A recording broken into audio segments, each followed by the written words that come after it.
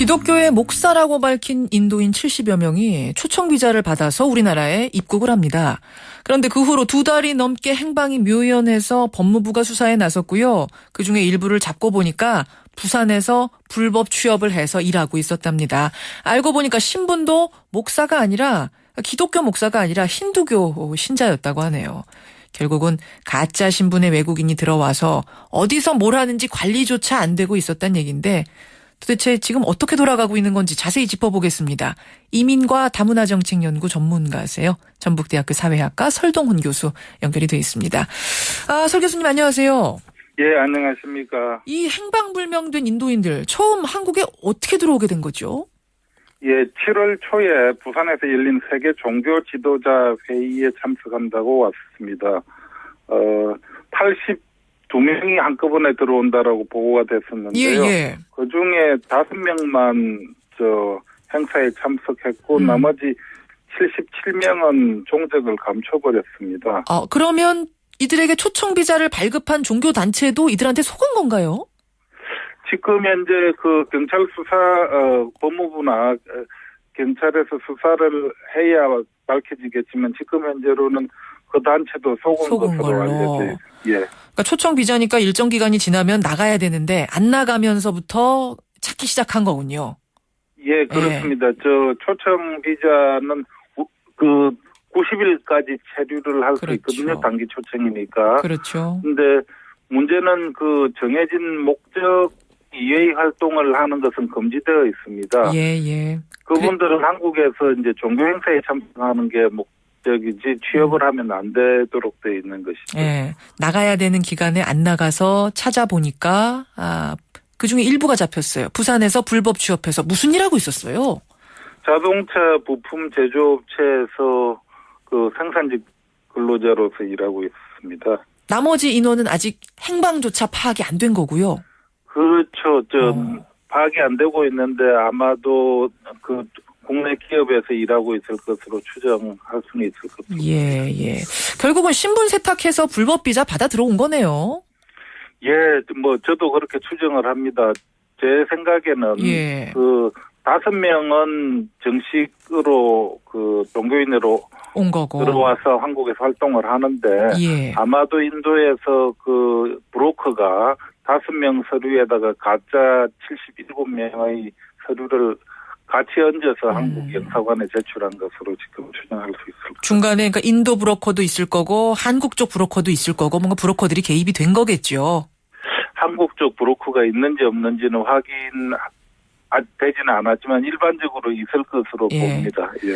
사실은 불법 체류가 많이 사라진 줄 알았어요. 그런데 이렇게 한 번에 한 국가에서 70명이 넘게 불법으로 넘어왔다니까 많은 분들이 좀 놀라셨는데 지금 우리나라의 불법 체류자가 어느 정도나 되는 걸로 추정이 되나요? 대략 18만 명에서 19만 명 정도에 있는 것으로 봅니다. 18만에서 19만 생각보다 굉장히 많네요. 한국 인구가 5천만이 넘으니까요. 예. 그럼 요즘 영화 해무라든지 황해 같은 데 보면은 배에 숨어서 밀항을 하는데. 네네. 요즘도 그런 방법으로도 들어옵니까? 방법이 어떻게 되나요? 예.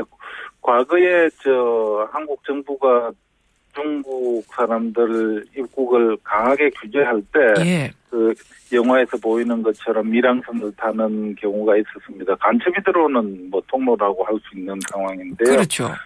최근에는 중국 경제 성장이 활발해지고 또 국민들의 생활 수준이 높아지면서 한국 정부에서 중국인들의 입국 문호를 대폭 잃었습니다. 그러면서 그 영화에서 보이는 형태는 거의 사라진 것으로 보이고요. 대신에 이번에 인도인들이 들어왔던 것처럼 관광객 내지는 방문자를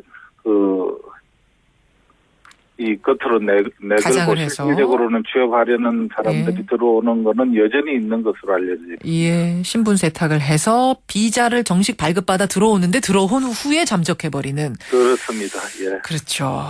그러니까 배를 타고 숨어오든 가짜 초청 비자로 오든 어떻게든 브로커는 개입을 하는 거네요. 브로커 없이는 안 되는 거죠.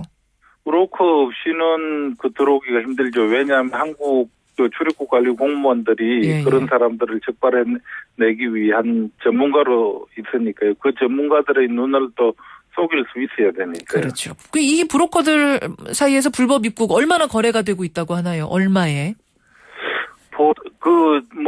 나라마다 상황마다 다른 것으로 알려져 있는데요. 이번에 인도인들 같으면 적어도 1인당 수백만 원씩은 지불한 것으로 추정을 하고 있습니다. 예. 가령 100만 원에 77명이면 돈이 크죠. 그러네요. 예. 어떤 사람들이 주로 이런 브로커 입국 불법 체류 브로커를 합니까? 이번 경우는 아직 그 법무부 수사 중이라서 정확히 판단할 수 있는 자료는 없습니다. 그러나 보통 유사한 사건을 보게 되면 보통 송출국에서 그 조직폭력배들이 관여하는 것으로 알려져 있고요. 그게 이제 조직폭력배라고 하면 우리 무시무시한 사람들인데 그 형태를 띠기로는 이행사와 같은 합법적인 기관으로 위장을 하고 있습니다. 그래서 겉으로 보기에는 그냥 주위의 평범한 사람들처럼 보이지만은 엄청난 목돈이 오가는 사업이라서 불법 사업이라서 이 조폭들이 관여하는 것으로 알려져 그렇군요. 있습니다. 조폭들이 브로커 역할을 하면서 입국을 시켜주는. 근데 실은 이제 우리나라 사람들도 과거에 아메리칸 드림 안고 미국에 불법 체류 많이 했잖아요. 그래서 일단 온정주의 같은 게 있어요. 얼마나 먹고 살기 힘들면 불법 체류를 하겠느냐. 그렇게 우리한테 해가 되겠느냐 얘기하는 분들도 계시는데 어떻게 생각하세요? 그게 그렇게 온정주의로 봐서는 굉장히 위험할 수가 있습니다. 왜냐하면 불법 체류는 그 국내 어떤 기업에서 혹은 사업체에서 일을 하고 있거든요. 그러면 그분들이 일을 하면서 다른 사람의 일자리를 뺐습니다. 쉽게 말하면 노동시장을 교란하고요. 또 그분들 중에서 대부분은 그냥 선량한 사람들로 보이지만은 그 중에 한두 사람이라도 테러리스트나 혹은 그런 문제가 있으면 관리가 안 된다는 게 이제 치명적인 문제죠. 예, 관리가 안 되는 것도 있고요. 사회의 위험 요소가 될 수 있다는 점도 굉장히 문제입니다. 그래서 온정주의적 접근보다는 합리적이고 이성적인 접근이 필요하다고 봅니다. 알겠습니다. 인도인 77명이 행방불명된 이 사건. 그 뒷이야기들 오늘 들어봤습니다. 교수님 고맙습니다. 네, 감사합니다. 전북대학교 사회학과 설동훈 교수였습니다.